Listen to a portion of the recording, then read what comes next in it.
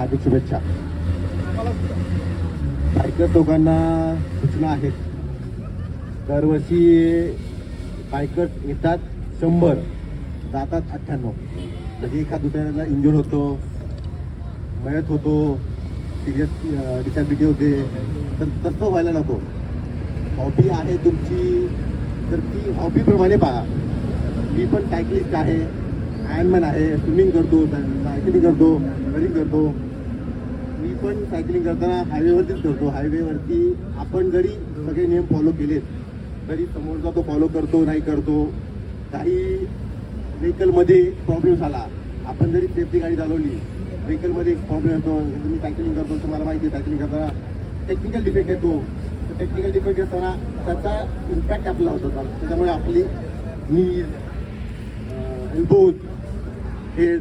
आत्ताच एक ॲक्सिडेंट झाला आहे मेंढवणला. बायकर्स होता, हेल्मेट बाहेर पडलं आणि त्याच्या दुकानात लागलं. जवळजवळ 90% इंजुर्ड आहे. चान्सेस खूप कमी आहेत त्याचे.